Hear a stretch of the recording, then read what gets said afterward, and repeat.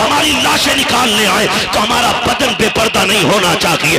वो नकाब में ग़ज़ा के अंदर मलबे से तभी निकलती है और हिंदुस्तान पे ऐश की सांस लेने वाली मेरी कौम की बेटियां बेगैरती का जनाजा इतनी तेजी से गैरत का जनाजा निकाल रही है, अंगूठी मर्दों के सामने पहना रही है। और यार किधर चली गई हमारी गैरत। मैं पूछना चाहता हूँ, आक़ा करीम तशरीफ लाए, बेटियों को इज्जत मेरे नबी ने बख्शी है, मुझे बताओ तो सही हमने मुआशरे को कितना बचाया है। कितनी आसानी से कह देते हैं मौलाना 7 उम्रे करके आया हो, मैंने 8 उम्रे कर लिए हैं। क्या नतीजा है इस उम्रों से? अगर तेरी बेटी मंच में बैठ करके गैरों के सामने अंगूठी पहनाए, इसे गैरत कहते हो, इसे तरक्की कहते हो? मैं तो ये कहता हूँ वो अंधेरा की भला था कि कदम राह पे थे, रोशनी लाई है मंजिल से बहुत दूर हमें। रोना नहीं चाहिए आज हमें, रोना नहीं चाहिए। बात उलमा की आती, कहते मौलवी पुरानी बात पीट रहा। याद रखिएगा हम पुरानी करते हैं लेकिन इतनी भी नहीं कि जो चले ना। हम जो बात करते हैं ना, ये वो बात है जो खुदा की कसम यहां भी चलेगी, मरने के बाद वहां भी चलेगी। भाई इसका ई को कम करो, आवाज दो यार, आवाज साफ समझ में आनी चाहिए। तवज्जो है ना सारे लोगों की? ये कंडीशन हमारी है, अंगूठी पहनाई जा रही है, अंगूठी। शर्म नहीं आती? हम जानते हो, तुम्हें बताऊं इस्लाम का दौर कैसा गुजरा। मौलाए कायनात मौला अली रज़ी अल्लाह ताला, जिनको हैदर कर्रार कहा जाता है, जिनको शेरे खुदा कहा जाता है, जिनकी तलवार चलती थी तो फिजा से आवाज आती थी, आवाज आती थी शाह मर्दा शेर यज़दा कुव्वत परवरदिगार ला फता इल्ला अली ला सैफा इल्ला ज़ुल्फ़िकार। ऐसी आवाज आती थी जिनके तलवार के टाइम पे। उनका दौरे खिलाफत है, दौरे खिलाफत। एक बच्ची ना नकाब की ओढ़ करके चौराहे से गुजर रही है, तवज्जो है ना, सुन रहे हैं सारी बात, बहुत गौर से मेरी बात सुनिएगा। चौराहे से बच्ची गुजर रही है और चेहरे पे नकाब पड़ा है, कपड़ा पड़ा है। अचानक हवा का झोंका आया और बेतवज्जोही से बच्ची के चेहरे का नकाब उड़ गया, उड़ा और इतनी देर के लिए उड़ा के उड़ते ही फिर अपनी जगह आ गया। उसी बीच एक नौजवान की नजर उसकी आंखों पे पड़ गई, आंखों की खूबसूरती देखी दीवाना हो गया। लेकिन वो बिगड़े हुए नहीं थे, मैं ये भी बता दूं, वो ऐसे नहीं थे कि रात के 3-3 बजे 2-2 घंटे नाली पे बैठ के मोबाइल से बात कर रहे। अच्छा खासा पढ़ा लिखा इंसान हो के 3 घंटे नाली पे बैठ के मच्छर मारता, 3-3 घंटे। और फिर कह रहे अब्बा रिश्ता तेरी मर्जी से नहीं अपनी से करूंगा। क्यों? कि तुम्हें नहीं पता औरत कैसी होनी चाहिए। अबे जानवर, जिसकी जिंदगी 40 साल एक औरत के साथ गुजर गई, उसे नहीं पता बीवी कैसी होनी चाहिए? तो 3 घंटे नाली पे बैठ के बात करके आया है और तुझे पता है औरत कैसी अच्छी होती है। ये कंडीशन हमारी कौम की। तो चेहरे पे नजर पड़ी ना, जैसी नजर पड़ी देखा तो कुछ और नहीं, एक बूढ़ी औरत को बुलाया, कहा अम्मा, कहा हाँ, कहा फला जो बच्ची है ना उसके लिए मेरी शादी का पैगाम ले जा। क्या कहा? क्या ले जाना है? शादी का पैगाम ले जा। जब इतनी बात कही ना, बुढ़िया ने कहा क्यों? कहा अम्मा बात यह है कि वो रास्ते से गुजर रही थी, मेरी नजर उसकी नजरों पे पड़ गई और मैं उसकी आंखों पे फिदा हो गया, मुझे उससे निकाह करना है। जब वो बूढ़ी पैगाम लेके आई ना और बच्ची से कहा बेटी एक नौजवान है, वो तुम्हारी आंखों पे फिदा हो गया है, तुमसे निकाह करना चाहता है। बच्ची ने कहा माँ उसने मेरी आंखें कहां देखी? उसने कहा उसने बताया कि तुम चौराहे से गुजर के जा रही थी तो उसकी नकाब पलटी, हवा से तुम्हारी नकाब उड़ी और उस जवान की आंखें तुम्हारी आंखों से टकराई। कहा बस वो आंखें देख के फिदा हो गया। बच्ची ने जानते हो क्या कहा? उसने ये नहीं कहा चलो एक फॉलोवर बढ़ गया, हाँ उसने नहीं कहा मेरा एक चाहने वाला बढ़ गया। कहा अम्मा ठहर अभी आती हूं। अंदर गई, चाकू लिया, तबाक लिया, दोनों आंखें निकाली, तबाक में रखी, कपड़ा डाला, कहा मां ये लेके चली जा। बेटी इसमें क्या है? कहा इसमें मेरी आंखें हैं।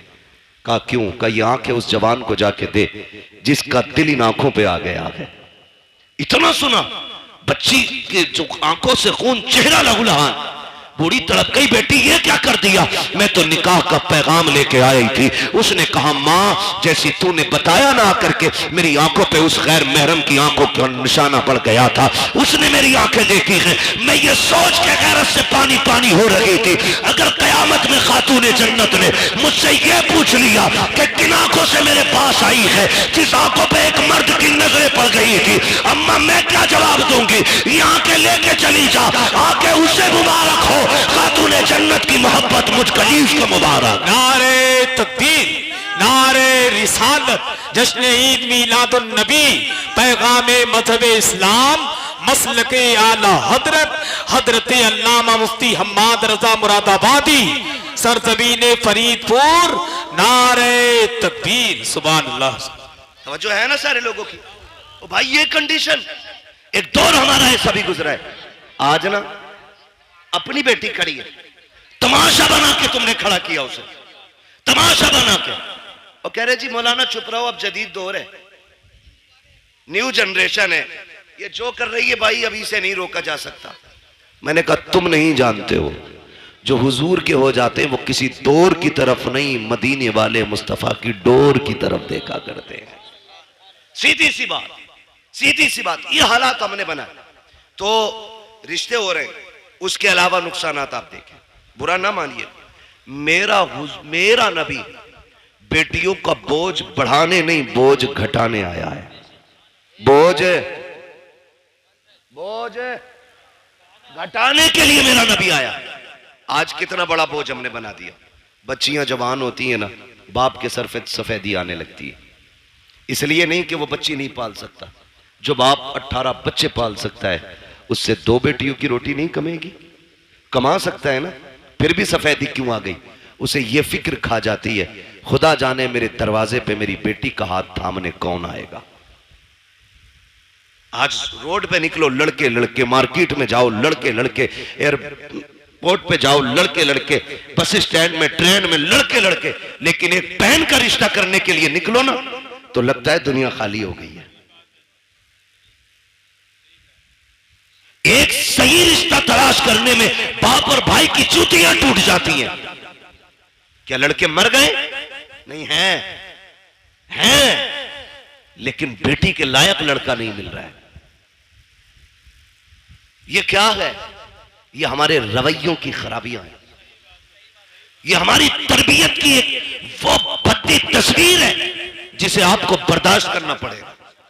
कहने को जमींदार भी है, पैसे वाला भी है, लेकिन 5 मिनट बैठ के देखो तो सही से इंसान नहीं लगता है। हाँ, 1800 की जूती ले आए ना तो यूं मुंह पे चढ़ा के रखता है, और जब तक पूछना लो रेट यूं ही हिलाता रहेगा। नीचे कर भाई, ये औकात रह गई है हमारी। क्या है तेरे पास? कितनी दौलत है? सिकंदर भी आया, बड़े बड़े दौलत वाले आए, खाली हाथ चले गए, लेकिन किसी के पास कुछ नहीं था। और फिर भी हमें देख, ये अलग बात है, खामोश खड़े रहते हैं, फिर भी जो लोग बड़े हैं वो बड़े रहते हैं। ऐसे असलाफ से मिलता है हमारा शजरा, जिनके कदमों में कई ताज पड़े रहते हैं। हाँ, फिर भी हमारा रिश्ता इतने बड़े लोगों से। तो जूती दिखा रहा, नाक पे लगा रहा, नाक पे। शर्म आनी चाहिए हमें। एक इंसान नहीं मिलता, ढूंढो तो रिश्ता करने के लिए निकले। और कम जो है ना, लड़की वाले भी नहीं, जिम्मेदार सिर्फ लड़के वाले नहीं, लड़की वाले भी हैं। क्योंकि जरा सा चमकदार लड़का देखा ना, फर्स्ट ऑफर होता, 10 दूंगा, रिश्ता करा। हाँ? 10 लाख दूंगा, करा पक्की। तो ये जो मिडलर होते हैं ना, मिडलर, अल्लाह का खौफ खाना, दोनों तरफ का हिसाब दोगे, कर्रे कूटे जाओगे। हाँ, झूठ ना बोला करो। अगर हाँ, मिडलर वही बिचौलिया, बिचौलिया समझ रहे ना, बिचौलिया जो दोनों तरफ से इधर का पैगाम उधर, उधर का इधर करता। इसका काम यह था इधर का पैगाम उधर पहुंचाना, इधर की उधर लगाना नहीं। लड़की वाले ने अगर कह दिया ना रिश्ता कराओ, 10 दूंगा, कह रहे अरे यार 10 दे रहे, 15 तो वहां से मिल रहे, लबारे बेच रहा, गलत नहीं कह रहा हूं, कह रहा 10 दे रहे, 12 वहां से मिल रहे, 15 वहां से मिल रहे। गैरत आनी चाहिए। मुझे तो कभी कभी हैरत होती है, जब तक रिश्ता नहीं होता अब्बा भी चौक में बैठ के कहता है मेरे लल्ला की 70,000 कमाई है, 80,000 कमाई है। जब उसी लल्ला के सर पे चेहरा बन जाता है, 8 दिन के बाद बुला के कहता मौलाना तावीज तो दे दो। क्या हो गया? जब से घुसाए घर से निकल नहीं रहा है, 1 रुपया कमा के हमें नहीं देता। मैंने कहा चचा बताना, अभी 7 दिन पहले तो कह रहा था 80,000 कमाता है। कहा मौलाना तुम नहीं समझोगे, रिश्ता नहीं हो रहा था तो 80,000 कमाए, 80,000 बता रहा था। मैंने कहा रिश्ता करने के लिए नहीं, तूने डाका डालने के लिए 80 बताए थे, किसी का घर लूटने के लिए 80 बताए थे। तो ये जो बिचौलिया होते हैं, तुम्हें खुदा का वास्ता झूठ बोल के रिश्ता ना कराना, ऐसे रिश्ते कराओ कि जिन रिश्तों को तुम जोड़ दो आखिरी सांस तक जुड़े रखे। खुदा की कसम जोड़े भी दुआएं देंगे, उनकी आने वाली नस्लें भी तुम्हें दुआएं देंगी। नारे तकबीर, नारे रिसालत, सरकार की आमद, मरहबा, सरकार की आमद, मरहबा, मक्की की आमद, मरहबा, मदनी की आमद, मरहबा, नारे तकबीर। अल्लाहू अकबर। 15 मिनट बचे, इसे नारों में लगा दो या तकरीर में लगा दो। खैरियत है सारे? चलूं आगे जरा कह दे या रसूल अल्लाह और जोर से। कुर्बान जाए तुम्हारी जवानी के कसम से, है ना? पबजी कितने लोग खेलते हैं? हाथ नहीं उठवाऊंगा। कई तो पागल हो चुके और कई पागल होने बाकी। जहां देखो वहीं पे इश्क के बीमार बैठे हैं, हजारों मर चुके और सैकड़ों तैयार बैठे हैं, है ना? मेरे बच्चों कान खोल के सुनो, जो आज पबजी खेलेंगे कल भीख मांगेंगे। ये लिखो, तावीज बना के जेब में रख लो। जो आज तालीम के वक्त में गेम खेलेंगे वो कल जवानी में भीख मांगेंगे। जो आज कलम चलाएंगे कल कंप्यूटर उनके इशारों पे नाचेगा। हमें अपना वक्त तालीम को देना है, पढ़ाई में देना है। सेहतें कई बार देखा 12वीं का झंडा लिए ऐसे हिला रहा और झंडे से ज्यादा खुद हिल रहा। ये जवानियां हमारी। सही सा आदमी थप्पड़ मार दे तो बिजली का पंखा बना देगा और कह रहा वहीं बनेगी बाबरी मस्जिद। तुझसे अपनी मस्जिद तक जाया ना जाता, बाबरी मस्जिद बनागा। ये कंडीशन हमारी कौम की है। महबूब ने फरमाया जल्दी सोया करो और जल्दी उठा करो, कभी बीमार नहीं हो। 11 बजे तक 1 बजे तक पबजी खेल रहा है, 12 बजे सो के उठ रहा, 12 बजे फिर कह रहा बरकत नहीं हो रही, बाबा तावीज दो दो। ऐसी पाखंडी बाबा बैठा है, इतना ढोम गाटी है कि वो कह ही नहीं रहा गलती क्या है। तावीज पे तावीज, इसे सोफे में रख, इसे तकिए में रख, इसे गिलाब पे लगा, इसे पेड़ पे लटका, इसे तराज में लगा, इसे सटर में लगा, इसे बाजू में बांध, इसे गले में लटका। खुदा की कसम खा के कहता हूं जब तक अल्लाह राजी नहीं होगा तावीज तो क्या पूरा पीर गले में लटका ले, कुछ नहीं होगा। खुदा को राजी कर ले, तेरी आंख बाद में खुलेगी, रिस्क का इंतजाम अर्शों से पहले कर दिया जाएगा। जो रज़ाक है उसे भूले बैठे हो, जो चोर है उसे बनाए बैठे हो। सब कुछ बदलो यार अपने तरीके। हम तो मुसलमान हैं, हम जोर से हम मुसलमान हैं। तो देखो हालात कंडीशन ऐसी है। तवज्जो है सारे लोगों की, जवान है आप लोग। अच्छा एक बात बताओ, खाली लंगर के सहारे आए कि घर से भी कुछ खा पी के आए? खा के आए तो कम से कम इतनी आवाज तो निकालो कि लगे कि पेट भर के बैठे। कहते जरा या रसूल अल्लाह। अल्लाह सलामत रखे। भाई तुम तो मेरे कान पे ही बोल रहे हो। अल्लाह आपको सलामत रखे। अगर ये अंदाज है तो बड़ा प्यारा है। तवज्जो है साहब? नींद तो नहीं लग रही अभी? थोड़ा सा वक्त बाकी है, बस बर्दाश्त कर लें। दवा जितनी ज्यादा कड़वी होती है फायदा उतना ज्यादा होता है। बस यही समझ के, कड़वी बातें समझ के बर्दाश्त कर लें। अल्लाह आपको सलामत रखे। ये रिश्तों की कंडीशन है। 10-10 लाख में लबारे बिक रहे हैं और बिकने वालों को मैं कुत्तों के पिल्ले से भी ज्यादा अहमियत नहीं देता। नुकसानात बहुत है।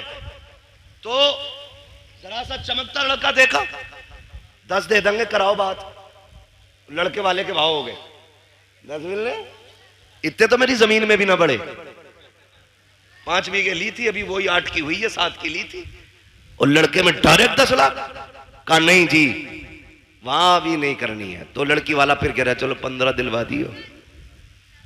मैं आपको एक बात बता दूं, जिंदगियां पैसे से खुशी के साथ नहीं गुजरती हैं, जिंदगियां प्यार से खुशी के साथ गुजरा करती हैं। अगर पैसा खुशी के लिए काफी होता ना तो आज आप देखें जितने एक्टर्स हैं, किसी के 6 निकाह हो गए, किसी के घर में 17 निकाह के बाद कोई आके 18वें निकाह में बैठी है, जबकि पैसा मुंह छूटे। पता ये चला दौलत में सुकून नहीं, मदीने वाले की सुन्नत में रब ने सुकून रखा है। पैसे वाला ढूंढ रहा 10 लाख 20 लाख, और पता ये चला कि बिक गई सारी, 8 दिन न लगे बिक गई। क्योंकि लल्ला बस कहते पहले पता चला था कि बियर पी रिया, तो क्या बियर थोड़ी वो जूस पीवे, जूस बता रहा बियर को, शराब है ये, हराम है ये। मौलाना जूस है ना, मौलाना को ना पता। बेटे जितने ब्रांड तू जानता है ना वो कहां से बनते हैं ये सब मौलाना जानता है। ये कान खोल के सुन लेना कि मौलाना को जूस बना के उल्लू ना बनाना। मौलाना इस जूस की पूरा मिक्सचर जानता है ये कहां से बना। तो कह रहे जूस पी रहा, शादी से पहले जूस पी रहा था, आप चुपके से कह रहे रात को ना कोई तावीज दे दो, पौवा पी के पड़ा था, बिक गई सारी, रह गई धरी की धरी दौलत। रिश्ते अगर तलाश करने गए अमीरों की चौखट पे नहीं, मस्जिद के दरवाजे पे जाके तलाश कर। आप कहेंगे वहां कैसे, गारंटी है मेरी, जा। अगर तुझे बेटी का निकाह करना है ना, पाबंदी से बाजमात नमाज अदा करना शुरू कर, नोट करना शुरू कर। कौन नौजवान है जो 5 वक्त मस्जिद में आता है, अपनी दिल की किसी से न कहे और किसी की सुननी भी नहीं है, दिल की बात दिल में रख, मस्जिद में जाके बैठ और देख कौन नौजवान 5 वक्त सजदा करता है। खुदा की कसम जो 1 वक्त की नमाज नहीं छोड़ता, आंखें बंद करके बेटी उसके हवाले कर दे, इसलिए कि जो रब का हक अदा कर सकता है वो तेरी बेटी का भी हक अदा कर सकता है। और जो रब से नहीं डरता वो ससुर से क्या खाक डरेगा। जो रब का हक अदा नहीं करता वो तेरी बेटी का भी हक अदा नहीं करेगा। बेटी उसको दो जो रब से डरता हो, जो रब का हक देगा वो तेरी बेटी का भी वक्त पे हक अदा करके दिखा दे।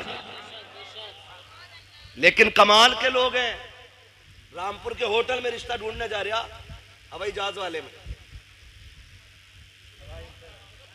सवार में है ना, तो ये रामपुर का ही तो है भाई। तुम्हारा होटल है, कोई मैं नहीं बात कर रहा उसकी, मैं समझाना चाहता हूं, लेकिन हमारी कौम उसे बड़ा मानती है जिसके कान में कुंडल होता। कहती ये पैसे वाला, इसके कान छिदे हुए। हमारे यहां जो है ना वो बीच वाला बंदा समझा जाता जिसके कान छिदे होते। हम तो उसे मस्जिद की सफ में भी पीछे धकेल देते। नाक कान का मसला देखो, सोने का कुंडल देखा कर दो, सेठ लग रहा, पता चला वो कुंडल भी चुरा के पहना था। ऐसे रिश्ते करते, ऐसे रिश्ते नहीं होते। बताऊं तुम्हें रिश्ते कैसे होते हैं। मक्के की जमीन है, अब्दुल मुत्तलिब का आंगन है, चांद सा रब ने बेटा एक और अता किया, दुनिया जिसे अब्दुल्ला कहती है। कौन है अब्दुल्ला? मेरे नबी के वालिद। हसीन कितने, इतने हसीन थे कि औरत मर्द भी जियारत के लिए, झलक पाने के लिए सड़कों पे लाइन लगाए खड़े रहते थे। इतना हसीन अल्लाह ने हजरत अब्दुल्ला को बनाया। पैदा कहां हो रहे, कहां पैदा हो रहे? मक्का शरीफ। कहां? मक्का शरीफ में। और इतने खूबसूरत और खूबसीरत थे कि हजरत अब्दुल मुत्तलिब टेंशन में रहते थे कि इसके लिए इसके जोड़ की बच्ची कहां मिलेगी। मगर जोड़े रब बनाता है, जोड़े रब बनाता है। अब्दुल्ला मक्के में पैदा हुए तो आमिना मदीने में पैदा हो गई है।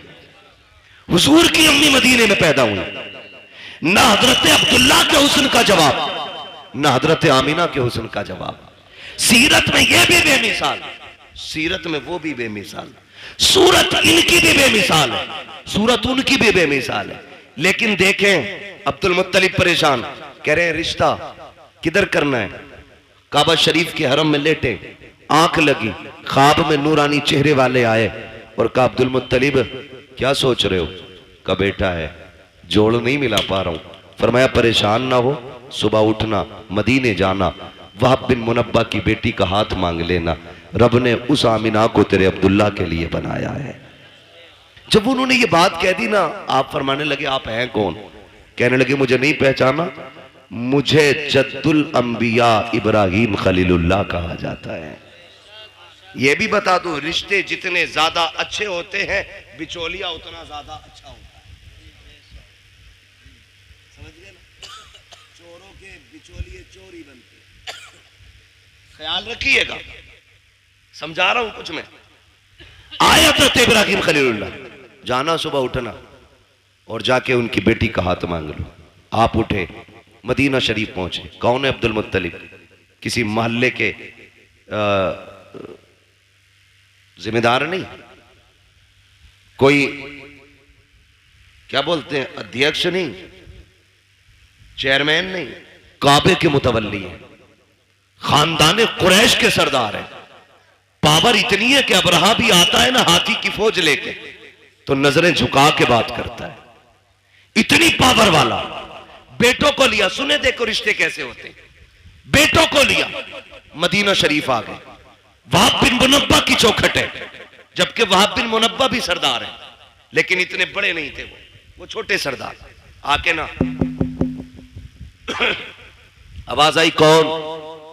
का अना अब्दुल मुत्तलिब। इतना सुना ना माथे पे पसीना आ गया वहाब बिन मुनब्बा के। इतना बड़ा सरदार मेरे दरवाजे पे। दरवाजा खोला, देखा तो देखते रह गए। आपने कहा वहाब बिन मुनब्बा क्या देख रहे हो? कहा मैं ये देख रहा हूं मेरा नसीब, मक्के का सरदार, खानदान कुरैश का पावरफुल सरदार मेरी चौखट पे। कहा जी। का तशरीफ लाइए। 3 दिन तक मेहमान नवाजी की। 3 दिन के बाद कहते हैं सरकार बताए ना कैसे आना हुआ था। अब जरा गौर से सुनना प्यारे, रब ने जिन्हें बेटे दिए हैं बहुत गौर से मेरी बात सुनिएगा। मक्के का सरदार है, पावरफुल है, ताकत वाला है। आपने अपनी चादर की झोली बनाई, बनाने के बाद वहाब के सामने फैलाई। कहा था वहाब बिन मुनब्बा। कहा जी। कहा अपनी बेटी आमिना भीख में दे करके मेरी इज्जत में 4 चांद लगा दीजिए। देखो बेटियां इस तरह मांगी जाती हैं, बेटियों को इस तरह भीख में लिया जाता है। कितना सीना ठोक के कहते हो 10 देगा तो बारात लेके आऊंगा, 15 देगा तो बारात लेके आऊंगा। बारात को कोरमा मिलेगा तब आएंगे। बोटी होनी चाहिए, हड्डी नहीं होनी चाहिए। तेरे बाप ने कमा के नहीं रखा है जो तू बेटी के घर पे सैकड़ों को ले जाके हराम के लुक में तोला करता है। उसके बाद बाजू चढ़ा के मेरी कौम के बाप इतने खतरनाक होते हैं। पूछते गए कि बराती से पता नमक कम तो नहीं है, नमक ज्यादा तो नहीं है। ये पूछ करके क्या साबित करना चाहते हो? शरीयत में बारात का तसव्वुर भी नहीं है और ये खाना लड़की के बाप पे आपके लिए लाजिम भी नहीं है। दबाव दे करके खाना खाते हैं हम लोग, जुल्म करते हैं बेटी वाले पर और उसके बाद कहते हो कि अगर खाना अच्छा मिलेगा तो बारात आएगी। गैरत कर, देख तो सही बेटियां कैसे मांगी जाती है। बाप बिन मुनब्बा के आगे अब्दुल मुत्तलिब ने झोली फैलाई है और कहा था अपनी बेटी दे करके हमारी इज्जत में 4 चांद लगा दो। कहते हैं परेशान क्यों होते हैं? सुनो अब्दुल मुत्तलिब, आमिना आज भी तुम्हारी है, कल भी तुम्हारी थी और कल भी तुम्हारी रहेगी। अब्दुल मुत्तलिब कहते हैं वहाब बताओ तो सही, अगर कोई रिश्ता करता है, बेटे की तहकीक करता है, पता करता है चलन कैसे है, पूछता है रवैया कैसा है। तुमने मेरे अब्दुल्ला के बारे में पूछा नहीं, मेरा बेटा कैसा है, करता क्या है? बाप बिन मुनब्बा ने कहा था पूछने की जरूरत नहीं है। कहा किस लिए? कहा जो इब्राहिम तेरे ख्वाब में आया था वही इब्राहिम मेरे ख्वाब में आके बता के गया। नारे तकबीर, हाथों को उठाकर नारा लगाइए सारा मजमा। नारे तकबीर, सारे लोग हाथों को उठाकर लगाए। नारे तकबीर, नारे रिसालत, नारे रिसालत। मसलके आला हजरत, मसलके आला हजरत मुफ्ती हम्माद साहिब क़िबला, मुफ्ती हम्माद साहिब क़िबला। सरकार की आमद, सरकार की आमद, दिलदार की आमद, आका की आमद, दाता की आमद। फरीदपुर के सुन्नी जिंदा दिल मुसलमान, नारे तकबीर, नारे रिसालत। वाह, बहुत अच्छा। बताओ ना हमने कितने दुख कम किए बेटियों के यार, कितने दुख कम किए बेटियों के। आज बेटियां रोती नहीं, आज भी बेटियां रोती हैं। जब शाम को थका हारा बाप मजदूरी करके घर आता है ना, और बेटी आगे रोटी रखती है तो हाथ कांपते हैं उसके, इसलिए कि वो बाप का उतरा हुआ चेहरा नहीं देख पाती। और ऊपर से हमारे समाज के ताने, कहते हैं घर में बेटियां पाल रहा है, इससे निकाह नहीं हो रहा है। ये ताने देख करके आप जीते जी मार देते हो बेटी के बापों को। किसने हक दिया हमें? ये किसने हक दिया? और हमारे रवैये देखे हम ही है। ये आज जो बेटियों को फांसियां लग रही हैं ना, ये आरएसएस वाले नहीं लगा रहे। खुदा की कसम, हमारी बहुओं को हम ही जहर दे के मार देते। क्या रवैया हमारा ये? कौन सा तरीका ये? कब बदलेंगे हम? एक बाप बेटी का रिश्ता करने के लिए 3-3 बार 10-10 हजार का कर्जा लेके देखने वालों का पेट भराता है, और ये नाक तक खा के जाके कहते हैं बेटी पसंद नहीं आई हमें। वो बेगैरत जब पसंद नहीं थी तो गरीब बाप का खर्चा क्यों कराया? मर जाता ना खाता तो। समाज की मुश्किलों को आसान करो, यही 12वीं वाले का पैगाम है, यही 12वीं वाले का पैगाम है। लेकिन बढ़ाते जा रहे हैं, बढ़ाते जा रहे हैं। खत्म करें ये रस्म साहिब, खत्म करें। चौक में, मंडी में, रोड पे जहेज रखा जाता है, उस वक्त तक गाड़ी में नहीं भरा जाएगा जब तक पूरे बस्ती को नुमाइश नहीं करा दी जाएगी। दिल पे हाथ रख के बता, आज मेरी बेटी है, कल तेरे आगे भी बेटी होगी। आज मैं चौक में रख के जहेज दिखा रहा हूँ, दुनिया के सामने ला के रख देता हूँ, लोग तमाशाई बन के देखते हैं। तुम क्या सोच के दिखाते हो? गाँव वालों को पता चल जाए मैंने क्या क्या दिया है? नहीं यार, तुमने तो दुनिया की सारी चीजें दे दी, क्योंकि रब ने तुम्हें दौलत से नवाजा था, तुम्हें पैसा दिया था, तुमने एक एक चीज ला के बहन बेटी के जहेज में रख दी। लेकिन तुम्हें नहीं पता उस जहेज को देखने के लिए सिर्फ अमीरों की बच्चियां तो नहीं आती हैं, ठेला चलाने वालों की भी बच्चियां आती हैं, खुरपा चलाने वालों की बच्चियां आती हैं, खेत काटने वालों की बच्चियां भी आती हैं, मजदूरी करके बच्चे पालने वालों की भी बच्चियां आती हैं। जब तुम्हारी बेटी के जहेज में रखा हुआ 40 हजार का फ्रिज देखती होगी तो बता गरीब की बेटी के जिगर पे क्या गुजरता होगा। जब वो चिमटे तवे से लेकर के कढ़ाई मशीन तक देखती होगी, मुझे पता मजदूर की बेटी के दिल पे क्या गुजरती होगी। तुम तो ये सोचते हो हमने जहेज इसलिए लगाया ताकि दुनिया 4 दिन तक बातें करे। खुदा की कसम, तेरी 4 दिन की ये बातें कहीं गरीब की आंख बन के तेरी खुशियों को डहना ले। ऐसा ना हो कहीं तेरे घर की खुशियों को आग न लग जाए। जरूरी नहीं है जहेज रोड पे रखा जाए, दुनिया की दौलत उठा के दे, लेकिन तमाशा ना बना, मुट्ठी बंद करके दे दे। जो ले रहा है वो भी तेरा है, जो दे रहा है वो भी तेरा है। इसलिए गरीब को ना दिखा, मुट्ठी बंद करके दे ताकि तेरी भी राजी रखे और गरीब मजदूर की बेटी भी बाप के आंगन में राजी रहे।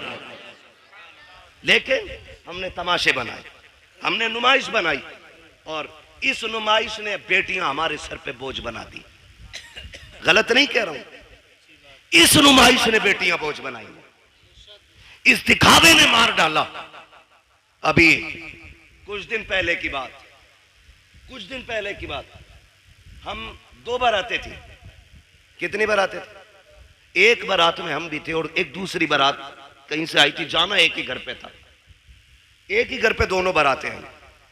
जो दूसरी बारात आई ना, दूल्हा ने बदतमीजी शुरू कर दी, और इतनी बदतमीजी हुई कि निकाह नहीं हुआ। एक बहन का निकाह हो जाता है, दूसरी का नहीं हुआ।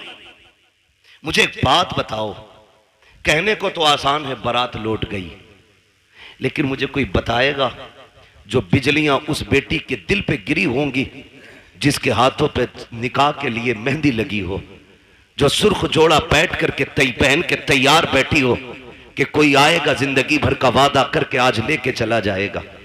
जब उसको पता चला होगा कि बारात वापस जा चली गई है, तो कोई उसके दर्द का अंदाजा लगा सकता है? मुझे लगता है खुदा की कसम, जो दर्द का झटका उसको लगा होगा, अगर समंदर में डाल दिया जाए ना उस दर्द का एक हिस्सा, तो समंदर भी सूख करके एक कोयला बन जाता। मगर मेरी कौम, हमने अभी तमाशे बंद नहीं किए हैं, अभी हमें गैरत नहीं चढ़ रही है। बदले ये रवैये, निकाह इतने आसान कर दो कि बेटियां रोए ना, कलमा पढ़े और के एहसान रब का हुजूर की उम्मत में पैदा किया गया।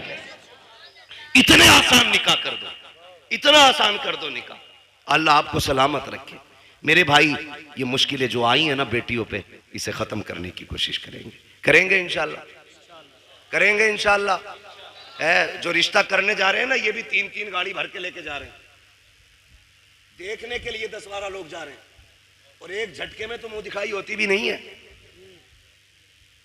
8 लोग आए, देख के चले गए, फिर फोन की घंटी बजी। अब क्या रह गया ना, बुआ ने न देखा अभी, ला भाई बुआ भी ला, वो भी यतीम है।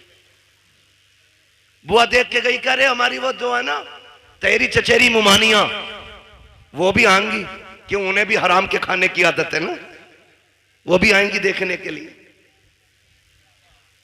ओ भाई बंद करो ये, लड़के के घर वाले देख ले, बहन मां देख ले, खाला फूफी सारी चली आ रही है ठलवी, कोई काम ही नहीं है। बंद करो ये तमाशे। निकाह इतना आसान कर दो कि बाप बेटी को बोझ ना समझे। करेंगे इंशाल्लाह ऐसा, वादा करें इंशाल्लाह ऐसी करेंगे। कितने लोग 10 लाख लेंगे जहेज में, हाथ उठा के बता दें। कोई बात नहीं मेरे बच्चे, बात समझी नहीं उस बच्चे ने, इसलिए जल्दी में हाथ उठा दिया। डिमांड करेंगे। एक सबसे बड़ा नुकसान बता दूं, टाइम मेरा ओवर चल रहा है, लेकिन मैं फिर भी एक नुकसान बता दूं। जो लोग ना डिमांड रखते हैं, जब उनकी बहुएं घर में आ जाती हैं ना, तो फिर वो ससुर को अब्बा नहीं कहती हैं, सास को अम्मा नहीं कहती हैं, और शोहर को शोहर नहीं कहती हैं। क्या कहती हैं? सास को बुढ़िया, शोहर को, वो ससुर को डाकू, और शोहर को नौकर कहती है। इसलिए कि रिश्ता नहीं हुआ, उनके बाप ने गुड्डा खरीदा है। मालूम है तेवर क्या होते हैं अब्बा के, 1 रुपया भी कम हुआ बारात लौट जाएगी। तो जो 1 रुपया वो बाप लेके आता है ना, गोलक तोड़ के, नसीब फोड़ के, जैसे भी लाता है, वो बच्ची को याद रहता है। फिर वो तुमसे 1-1 रुपए का हिसाब लेती है, फिर जीभ निकाल देती है इतनी, फिर कह रहा अब्बा नहीं कह रही, क्यों तूने कौन सा बेटी वाला रवैया इख्तियार किया उसके लिए? कल तू उसे सर पे हाथ रख के लाता जैसे मेरे नबी का उमर लेके आया था। हजरत उमर फारूक आज़म आज ना 10-10 लाख रुपए लेकर के तोलता फिर रहा, और फिर वो नहीं कह रही अब्बा, वो कह रही बुड्ढे को चाय दे दो। क्यों कह, ये कह रहा मैडम जरा पानी लाना, तो कहती खुद भर के ला। 10 लाख दिए मेरे अब्बा ने। सब के आगे शेर बनेगा, फिर नोरा फिर रहा बीवी के आगे। ये 10 लाख की मार है जो लंगूर बना दिया इसकी शिकल को। ऐसे रिश्ते नहीं होते। हजरत उमर फारूक आज़म रात को टहल रहे अपनी मिल्कियत में, और ये देख रहे हैं कोई गरीब परेशान तो नहीं है, ये सोच करके टहल रहे हैं ताकि कोई दुखी ना हो। जब एक गली से गुजरे ना, तो एक घर से, बेटे, एक घर से आवाज आ रही थी, बेटी दूध में पानी मिला दे। बच्ची ने कहा अम्मा उमर का दौर है। अम्मा ने कहा क्या हो गया, उमर थोड़ी देख रहे। कहा अम्मा उमर तो नहीं देख रहा, लेकिन उमर का खुदा देख रहा है। उमर का खुदा देख रहा है, लगा दे पानी दूध में। उसने कहा नहीं, मैं अपने रब के सामने चोरी नहीं कर सकती। हजरत उमर ने सुना, घर आ गए, गुलाम को भेजा, सुबह पता करो कौन है ये लोग। पता चला बेवा है, एक उसकी यतीम बच्ची है। अपनी बीवी से कहा मेरी शरीक हयात। कहा क्या? कहा तुम पूछ रही थी ना बेटे का रिश्ता किधर करना है, लड़की ढूंढो। कहा रात लड़की मिल गई है। कहा कहाँ आ गए? कहा एक बेवा की बच्ची है, यतीम है। कहा रिश्ता वहां करेंगे? कहा हाँ। कहा कौन जाएगा? कहा तुम जाओगी। हाथ पकड़ा बीवी का, चल दिए। सुबह में दिन का उजाला है, बीवी से कहते जा रहे हैं शरीक हयात सुनो, अंदर जाके ये मत बताना कि तुम अमीरुल मोमिनीन की बीवी हो, तुम्हारा शौहर आधी दुनिया का बादशाह है, ये नहीं कहना है। चुप जाकर के इज्जत से बेटी मांगनी है, इज्जत से बेटी मांगनी है। हजरत उमर दरवाजे पे खड़े हो गए, बीवी को अंदर भेज दिया। किसको? हजरत उमर कहाँ है? कहाँ है हजरत उमर? दरवाजे पे। मैं एक बात पूछूं, बड़ी बेगैरती की है, शादी लड़के की है, वो कह रहा मेरा कजिन आएगा देखने के लिए, बीवी हमारी बनेगी, और भेज रहे कजिन को। यार तुझे पसंद है तो मेरी पसंद है, अरे बेगैरत तो आग लगे तेरी पसंद को, शर्म नहीं आती? कजिन को भेज रहा, उमर को देख, बेटे के लिए बेटी देखने आए, खुद दरवाजे के बाहर खड़े। बीवी से कह रहे हैं जा जाके बात कर और बताना मत मैं कौन हूँ। अल्लाह अकबर। बीवी अंदर गई, जाके बैठ गई, सलाम किया। खातून ने पूछा कौन हो, क्यों आई हो? कहा एक ज़रूरत आपके दरवाजे तक ले आई है। कहा मुझ गरीब के दरवाजे से कौन सी ज़रूरत पूरी होगी? कहा एक बहुत अहम चीज़ आपसे लेने आए हैं। कहा गरीब लोग हैं साहिब, क्या अहम चीज़ हमारे पास होगी? आपने कहा ये जो आपकी बेटी है ना, ये हमारे घर की दुल्हन बना दो, हमें इसका हाथ हमारे हाथ में दे दो, हम इसे अपने घर की बहू बनाना चाहते हैं।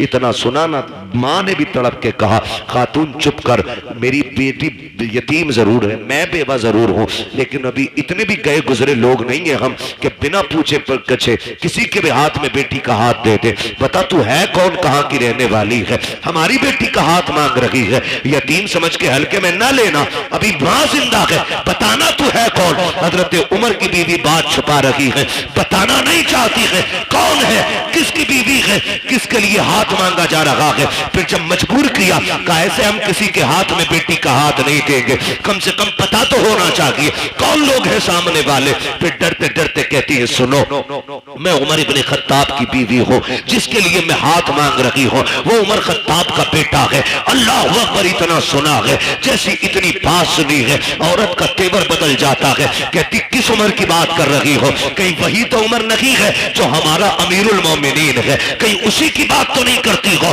जो आगे दुनिया का बादशाह है। बीवी ने गर्दन झुका के कहा माफ करना, मेरे सरताज ने मना किया था कि आपको ना बताओ, लेकिन बता रही हो। हाँ, उसी उम्र के बेटे के लिए आपकी बेटी का हाथ मांगने आई हो। कहती चल दिखा तो सकी, कहाँ है तेरा उमर? का वो दरवाजे के बाहर खड़ा है। अल्लाह अकबर। इतना सुना, बाहर जब औरत आई है, हजरत उमर दीवार से लगे हैं, हाथ उठे हैं, आंख में आंसू है। कहते हैं मालिक उमर को खाली ना लौटाना, आज उमर की इज्जत रख लेना, आज उमर की लाज बचा लेना, मालिक मुझे खाली ना लौटाना।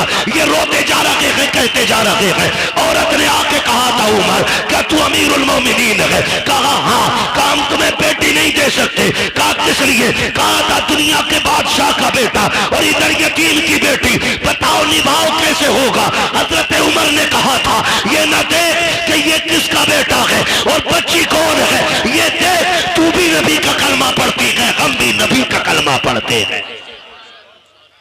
अल्लाह अकबर। इस शर्त पे रिश्ता हो गया, दुल्हन आ गई घर।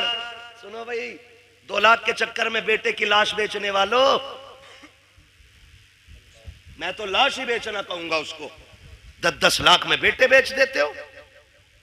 सुनो, दावे के साथ कहता हूं, ये बेटे वाले जो 10 लाख बेटी ब्याहने के लेते हैं ना, अगर बेटियां कीमत लिया करती तो ये आधे बच्चे कुआरे मार देते। एक बेटे के लिए बहू खरीद के नहीं लाता ये खुदसट बाप। आज 4 बेटे ना, फटा जा रहा, 40 लाख हो गए और 15 का दाव लग गया तो 15 चौका आधे करोड़ का मालिक बन गया। हिसाब लगाए बैठा उंगलियों पे। और बगैर तो सुनो, 60 ले ले या 80 ले ले, तुझे बेड पे 1 मिनट बैठने नहीं मिलेगा। जिसकी पिलाई नापता फिर रहा ना क्या इंच है, उस पे तू बैठ नहीं सकता एक दिन भी। तेरे हिस्से में अगर आया तो ससुराल से मिला हुआ हुक्का ही आगा जो तेरे फेफड़े खराब करेगा। इसके अलावा तुझे कुछ नहीं मिलने वाला। तू मर क्यों रहा भाई? है लिस्ट अब्बा के ही हाथ में, हटो मत। अल्लाह कादिर मुतलक, जो सेहरे देना जानता है वो सेहरे लेना भी जानता है। जो मेडिकल लाइन से लोग जुड़े, कितने हादसे ऐसे होते हैं। 18 साल का जवान, 20 साल का जवान, पता चला अभी शादी का रंग नहीं उतरा था कि जोड़े कफन में बदल गए। कुछ नहीं पता मौत का। मत इतराओ इतने। 10-10 लाख में बेचने की जरूरत नहीं। रिश्ता हुआ, निकाह हुआ, हजरत उमर के घर में आई बच्ची। हजरत उमर करीब आके कहते हैं बेटी क्या बात थी उस दिन जो रात में तेरी मां ने तुझसे कहा था? इतना सुना बच्ची के माथे पे पसीना आ गया। आपको कैसे पता? कहा मैं दरवाजे पे खड़ा था, दरवाजे पे खड़ा था। कहा जनाब बात ये थी कि मेरी मां कह रही थी दूध में पानी मिला। मैंने कहा उमर का दौर है। उसने ये कहा कि उमर देख थोड़ी रहा है, फिर मैंने ये कहा उमर नहीं देख रहा तो उमर का खुदा तो देख रहा है। हजरत उमर रो दिए और हाथ पकड़ा बच्ची का, कहने लगे बेटी बता मैं कौन हूं। बच्ची ने कहा आप मेरे चाचा लगते हो। फरमाने लगे ना बेटी, आज के बाद चाचा ना कहना, तू यतीम है, मुझे बाप कह के आवाज देना, मुझे बाप कह के आवाज देना। आज के बाद तू यतीम नहीं, आज के बाद उमर तेरे सर पे शफकत का हाथ रखता है। लेकिन सुन मेरी बेटी, रोज उमर को अदालत का काम रहता है, रोज फैसले सुनाने होते हैं। बेटी तेरी ड्यूटी इतनी है, जब उमर चलने लगे तो जो तूने अपनी माँ से कहा था खुदा देख रहा है, वही मेरे कंधे पे हाथ रखना और कहना अब्बा उमर फैसले सोच समझ के करना, खुदा देख रहा है। अगर तू ये कहती रहेगी उमर की अदालत से कोई फैसला कभी गलत नहीं हो सकता। तुम बहुओं को बाप वाला प्यार दो, वो तुम्हें बेटी वाला एहतराम देके दिखाएंगे। समझ रहे हो ना मेरी बात? बेटी वाला एहतराम आपको देंगी, जो बेटियां एक बाप को एहतराम देती। तो निकले इन सारे फसादों से। मॉल में दामाद नहीं खरीदना, दीनदार बच्चियां तलाश करें, दीनदार, हिप्पी कट नहीं। हाँ बहुत पुरानी कटिंग थी, वो याद है हमें, अब तो पता नहीं कौन कौन सी चल रही है। हाँ? ऐसा डिजाइन कह रहा मौलाना लड़की हमने देखी, ओहो कहां थे कि फला जगह बर्थडे की पार्टी में देखी, हूर लग रही थी हूर। आई है ना शादी के बाद जो दे दौड़ा ले दौड़ा, उठा पटक क्या भूत आ गए। मैंने भूत नहीं, पूरी भूतनी लेके आया है, उतार दो। मैंने कहा अपने बस की बात नहीं, भूत उसके उतारो जिस पे चढ़े हों और जो खुद भूतनी हो। बोलो उसके कौन उतारेगा? कह रिया ऐसे बाल पड़े थे मियां देखता रह गया। धोखे में मत पड़ जाना, ब्यूटी पार्लर ने बड़ा काम खराब किया है। ऐसे रंग बिरंगी मुंह बना देते, ऐसा लगता है कभी कभी के आटे के बोरे से निकल के आई है। और कैमरा ऐसा ऐसा फिल्टर मार रहा, कलुआ भी कभी भूरा हो गया। ये कंडीशन है। फोटो भेज दिया, कलवा का फोटो आया, पूरा मोहल्ला देख रहा, दामाद बड़ा गोरा है। और फिर इतना घना सेहरा बनवाया कि कुछ टिप ही नहीं रहा था उसमें। और जब चौथी में आए दामाद तो फिर ढूंढ रहे थे सब, दामाद नहीं आया, यही तो है। मुंह कैसा, कभी मस्जिद गए थे वुजू किया तो मुंह धुल गया। तो ये कंडीशन, ये हालात है। बेटी दीनदार तलाश करो। ये भी हैरत की बात है ना, कह रहा आईएएस चाहिए, आईपीएस चाहिए, बीओएमएस चाहिए, एलएलबी चाहिए। भाई तालीम अच्छी बात है। वो कहा था ना, गालिबन हफीज जालंधरी ने कहा था कि तालीम औरतों की जरूरी तो है मगर खातून खाना हो वो सबा की परी ना हो। तालीम जरूरी है लेकिन हया के दायरे में रहे, शरीयत की हदों को पामाल न करे। बेटी दीनदार ढूंढो, फिर देखो अल्लाह कितनी बरकतें अता फरमाता है। वरना गलत नहीं कह रहा हूं, सच्ची बात है ये। भाई आपकी वजह से ये कुर्बानी पेश कर रहा हूं, एयरपोर्ट का अल्लाह मालिक है, सच्ची बात है। जो जहेज में कुरान आता पूरी जिंदगी जुज़दान में रहता है। वो बल्कि सास कहती है ना पहले ही 3 रखे, इसे मस्जिद में दियो।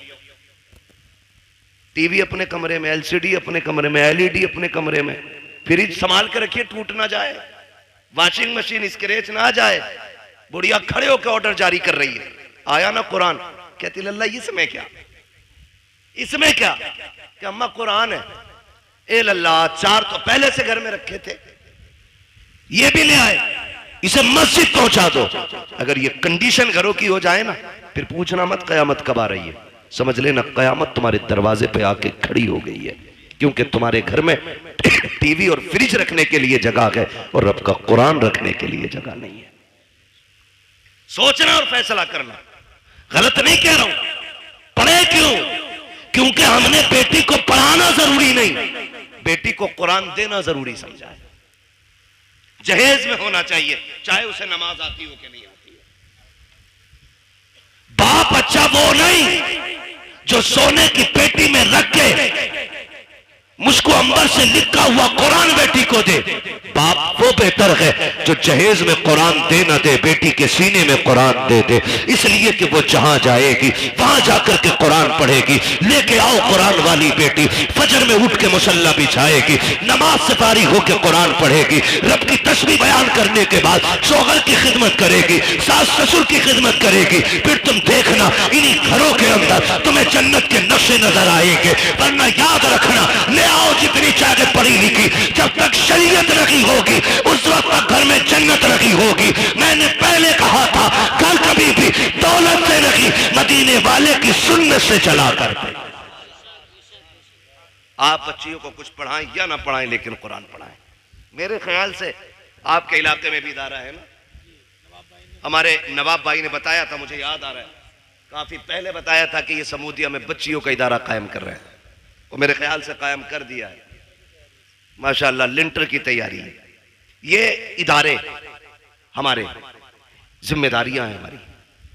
इन्हीं इदारों के जरिए इंशाअल्लाह हमारी बेटियां कनीज़े फातिमा ज़हरा बनेंगी, कनीज़े फातिमा ज़हरा बनेंगी। इन इदारों के जरिए बेटियां, मैं आपको एक बात बता दूं, बेटे बुरा ना माने, क्योंकि मैं भी अपने अब्बा का बेटा हूं। वो ये ना समझे कि बेटों को बड़ा खुल के बुरा कह रहा है, लेकिन ये सच्ची बात है। बेटे को ना कितने कुरान पढ़ा लो, वो जब भी पढ़ेगा ना हस्बे जरूरत पढ़ेगा और बंद करके यूं रख देगा। लेकिन अगर आपने बेटी को कुरान पढ़ाया है ना, वो जब भी कुरान पढ़ेगी ना, उसे कुरान के सफात में बाप का चेहरा दिखाई देगा। बाप का इंतकाल हुए अगर 15 साल भी बीत गए होंगे ना, तो वो 15 साल के बाद कुरान बंद करके हाथ उठा के कहेगी, अल्लाह जो आयतें, जो रुकू, जो पारे, जो मैंने लाइनें पढ़ी है ना, इसका सवाब मेरे बूढ़े बाप की कब्र में अता फरमा दे। खुदा की कसम, ये बेटियां इतनी गैरत वाली होती हैं, जो भी तुम इन पे एहसान कर दो ये सर पे नहीं रखती हैं। ये एहसान का बदला दिया करती हैं, बदला दिया करती हैं। इसलिए बेटियों को पढ़ाओ। आज ना सबसे ज्यादा बड़ा निशाना हमारे इदारे, हमारी मस्जिदें, हमारी खानकाहें, हमारे जलसे सिर्फ इसलिए है कि इनसे इस्लाम का परचम हिंदुस्तान में बुलंद है। दुनिया मिटाने पे लगी है, कागज चेक करते हैं, रजिस्ट्रेशन में कमी हो, बैनामे में कमी हो, बिल्डोजर जाके चला दें। इतनी मजबूती से काम करो कि दुश्मनों के दांत कट्टे हो जाएं और तुम्हारी की हुई मेहनत ये बताए, यही है आरज़ू तालीम कुरान हो जाए, हर एक परचम से ऊंचा परचम इस्लाम हो जाए।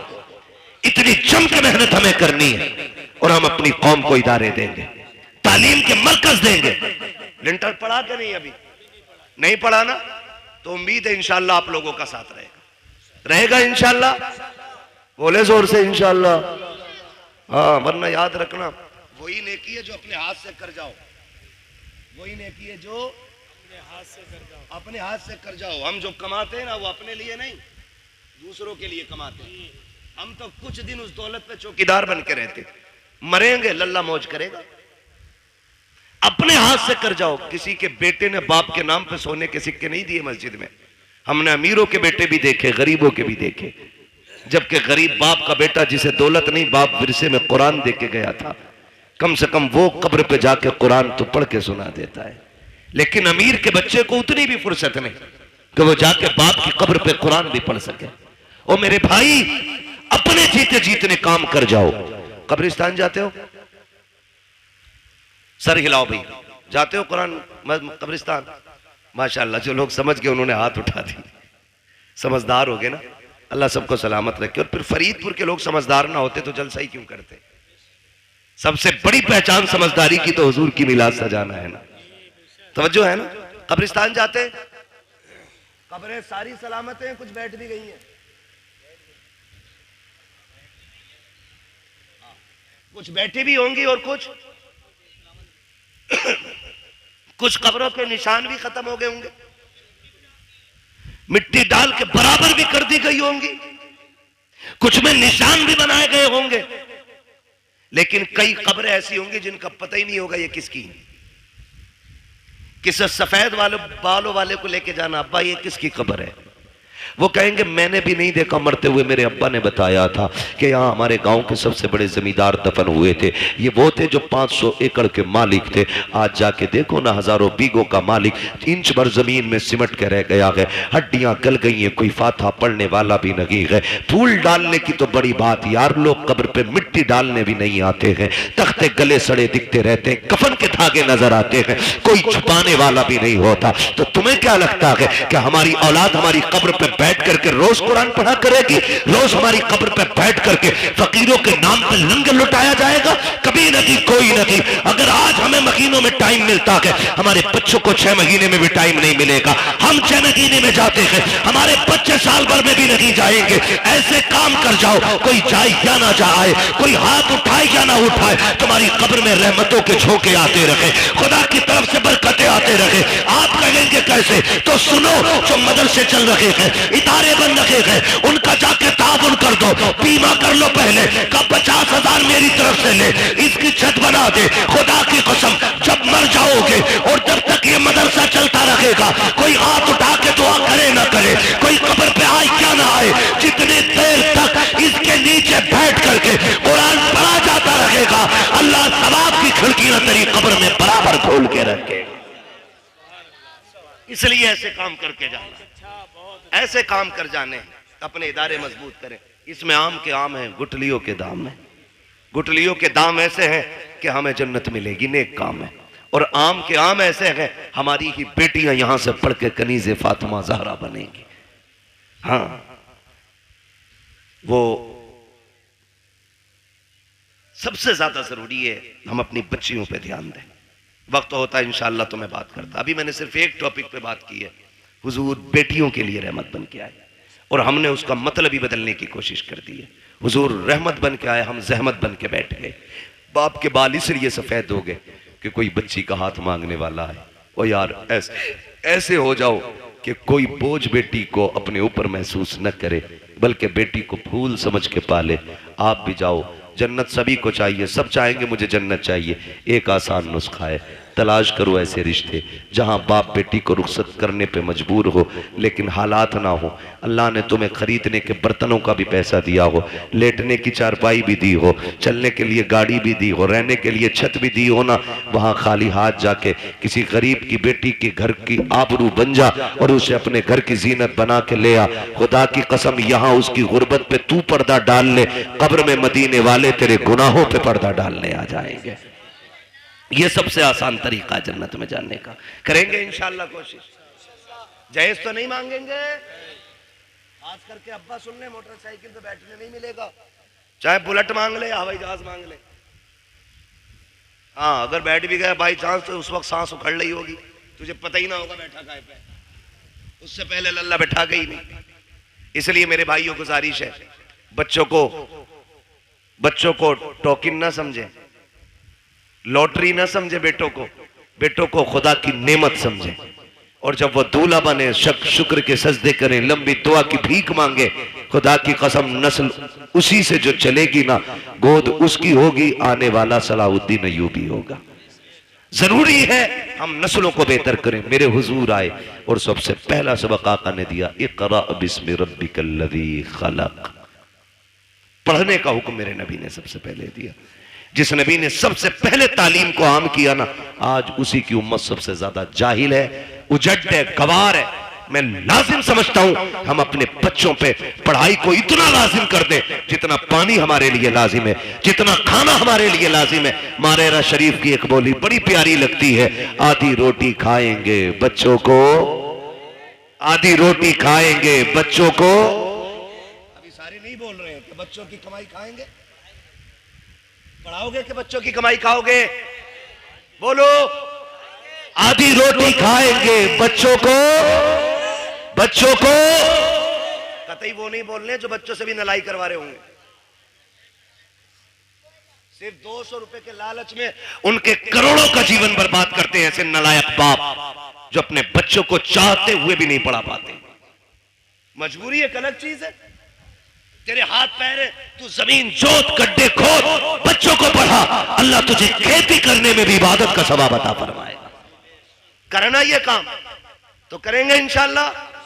पढ़ाएंगे बच्चों को, आधी रोटी खाएंगे, लड्डू ही खा लो या नारे ही लगा लो, मिलने की देर हो रही है, खाने में देर नहीं है ना। बस हो गया भाई, तकरीर मुकम्मल हो गई है। बस मैं आखिरी वादा ले रहा हूं, पढ़ाई की तरफ तवज्जो करेंगे इंशाल्लाह, सारे वादा करें इंशाल्लाह। पढ़ाएंगे बच्चों को, आधी रोटी खाएंगे, मिलाद में आएंगे, मुंह भर के लड्डू। हाँ, यही मसला सही है। अल्लाह आपको सलामत रखे। ये जो खा रहे हो ना, ये भी हुजूर का सदका है। ये जिस भाई की तरफ से अल्लाह उसे बरकतें दे। और हम सुन्नियों का तो नजरिया ये है ना, खाते हैं तेरे दर का, पीते हैं तेरे दर का, पानी है तेरा पानी, दाना है तेरा, दाना है तेरा। और हम बरेली वाले तो और भी बढ़ के कहते हैं, तेरे टुकड़ों पे पले, गैर की ठोकर पे न डाल, झड़कियां खाएं कहां छोड़ के, सदका तेरा। अल्लाह करे ये जो बात मैंने आपसे कही है, खुदा करे इन बातों पे हम अमल की कोशिश करें। लाजिम यह है निकाह आसान करें। जो पैसा ना हम बच्चियों की शादी में लगा रहे हैं ना, इस पैसे को उन्हीं बच्चियों की तालीम में लगाइए, तालीम में लगाइए। घुटनों के बल आएंगे लड़के वाले रिश्ता मांगने के लिए। अगर आपने 10 लाख बच्ची की तालीम पे लगा दिया ना, तो ये घुटनों के बल आएंगे बेटी मांगने के लिए। लेकिन आप गलत करते हैं ना, वो जो तालीम पे लगना था वो जहेज पे लगा रहे हैं। ये मत कीजिए, ये तालीम पे लगाइए आप और बच्चों को कामयाब बनाइए। और सुने जनाब, जो आतिशबाजी में आप लगा रहे हैं और जो आप बारात के नाम पे और वेलकम के नाम पे लड़कों में और मेहंदी के नाम पे और हल्दी के नाम पे खर्च कर रहे हैं ना, इसे अपने बेटों की तालीम पे लगाइए। खुदा की कसम किसी हल्दी की जरूरत नहीं है, तेरे बेटे का चेहरा चांद से ज्यादा चमकने लग जाएगा। लेकिन हमारी कोशिश ये रहेगी इंशाअल्लाह हम अपनी कौम तक सच्ची बातें पहुंचाएं। और यही कोशिश रहती है कि हमारी कौम तक एक भी पैगाम पहुंचे तो पहुंच जाए। अगर आज के बाद एक बेटी को भी किसी ने बिना जहेज के अपना लिया ना, मैं समझूंगा मिलाद कराने वालों की मेहनत कबूल हो गई है और बुलाने वालों का ये आना भी कबूल हो गया है। करेंगे इंशाअल्लाह। अगर बेटी वाला अपनी मर्जी से कुछ दे रहा तो दे, लेकिन हम दबाव प्रेशर नहीं करेंगे ना भाई। बस एक बात याद रखना, जिसने बेटी दे दी उसने सब कुछ दे दिया, अब और कुछ नहीं चाहिए। फरमाया गया वह मस्सा इला फला तनहर, महबूब तेरी चौखट से कोई खाली नहीं जाना चाहिए। अभी मैंने इस आयत के ज़िम्न में कोई बात भी नहीं की, अभी तो यूं समझे तमहीद थी, यहाँ तक पहुंचे, तकरीर का आगाज होना था। इंशाअल्लाह उल अजीज कभी वक्त रहेगा ना तो कभी फिर बात हो जाएगी। 1.5 घंटा मुकम्मल हो गया है। बस जो हुए गलत उनको माफ़ फरमाए रब्बे कायनात। जिंदगी ने दिया साथ, फिर होगी मुलाकात। चमन रहा फूल खिलेंगे, जिंदगी रही फिर मिलेंगे। मुसाफिर हैं हम भी, मुसाफिर हो तुम भी, किसी मोड़ पर फिर मुलाकात होगी। फकीरान आए सदा कर चले, सदा खुश रहो ये दुआ कर चले। सारे लोग कलमा शरीफ पढ़ लीजिए, ला इलाहा, और जोर से ला इलाहा, और जोर से ला इलाहा इल्लल्लाहु मुहम्मदुर रसूलुल्लाह।